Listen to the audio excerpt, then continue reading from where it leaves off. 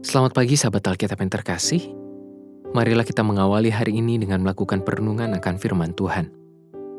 Bacaan Alkitab kita pada pagi hari ini berasal dari kitab 1 Samuel pasal yang ke-27, ayatnya yang pertama sampai ayatnya yang ke-7. Tetapi Daud berpikir dalam hatinya, bagaimanapun juga pada suatu hari aku akan binasa oleh tangan Saul. Jika tidak ada yang lebih baik bagiku selain meluputkan diri dengan segera ke negeri orang Filistin.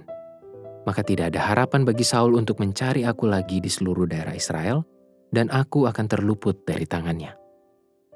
Bersiaplah Daud lalu berjalan ke sana, ia dan ke-600 orang yang bersama-sama dengan dia itu, kepada Ahis bin Mauch, raja kota Gat. Daud dan semua orangnya menetap pada Ahis di Gat, masing-masing dengan rumah tangganya. Daud dengan kedua orang istrinya, yakni Ahinoam perempuan Yisril, dan Abigail bekas istri Nabal perempuan Karmel. Setelah diberitahukan kepada Saul bahwa Daud telah melarikan diri ke Gat, ia tidak lagi mencarinya.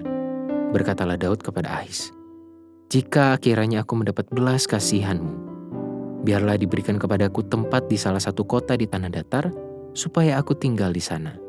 Mengapa hamba-mu ini tinggal padamu di kota kerajaan ini?" Maka pada hari itu Ahis memberikan Ziklag kepadanya. Itulah sebabnya Ziklag menjadi kepunyaan raja-raja Yehuda sampai sekarang. Dan lamanya Daud tinggal di daerah orang Filistin adalah 1 tahun 4 bulan. Pengalaman bertemu dan rekonsiliasi dengan Saul yang terjadi hingga 2 kali, ternyata sudah cukup memberikan pelajaran bagi Daud untuk benar-benar menjauh dari Saul. Itulah sebabnya Daud memilih untuk menetap di Gat, kota orang Filistin. Nampaknya, Daud merasa jauh lebih aman dan tenang untuk hidup di negeri musuh dibandingkan harus terus melakukan pelarian dari Saul di wilayah Israel. Pertimbangannya itu sangat dapat dipahami, secara khusus ketika kita memperhatikan pendirian Saul yang tidak menentu. Bahkan, kekhawatiran Daud bahwa Saul akan kembali mengulangi niatan membunuhnya juga dibuktikan melalui narasi pada ayat 4, yakni Saul berhenti mencari Daud pada saat Saul mengetahui kepergian Daud ke Gat. Lantas, bukankah kepergian Daud ke Gat juga mendatangkan ancaman bagi dia dan rombongannya? Sebagai seorang musuh, Daud tentu tidak diterima dengan leluasa oleh orang-orang Filistin. Terlebih lagi, kedatangan ini adalah yang kedua kalinya bagi Daud. Perbedaannya adalah pada saat ini, Daud datang dengan membawa rombongan yang lebih banyak dengan identitas yang sesungguhnya. Namun ternyata, Daud mendapatkan ruang untuk hidup di tengah kota Gat, meski mereka, terkhusus Ahis, mengetahui siapa dia sesungguhnya. Sangat dapat diyakini bahwa penerimaan itu dihasilkan melalui aksi diplomatis dan lobi-lobi politis yang Daud lakukan kepada Ahis. Hal ini akan dibuktikan pada ayat-ayat berikutnya. Intinya, kita melihat sebuah kecerdikan dalam membaca situasi dan melihat peluang untuk menjalani kehidupan.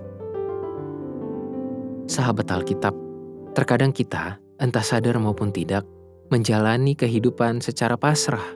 Hal ini adalah sebuah kekeliruan karena sikap hidup beriman kepada Tuhan selalu melibatkan upaya dari dua pihak, yakni dari kita dan dari Tuhan. Artinya, umat percaya tidak dapat pasrah dalam menjalani kehidupannya, melainkan berserah dengan tetap melakukan beragam upaya yang maksimal. Hal inilah yang dapat kita temukan pada diri Daud di dalam perikop ini, yakni Daud tidak menjalani kehidupannya secara cuma-cuma atau bermodalkan sebagaimana Tuhan mau saja. Daud mampu membaca situasi hubungannya dengan Saul, sehingga ia memilih untuk mengambil jarak yang lebih jauh dari Saul. Daud juga melihat peluang dan menggunakannya secara optimal melalui pendekatannya kepada Ahis.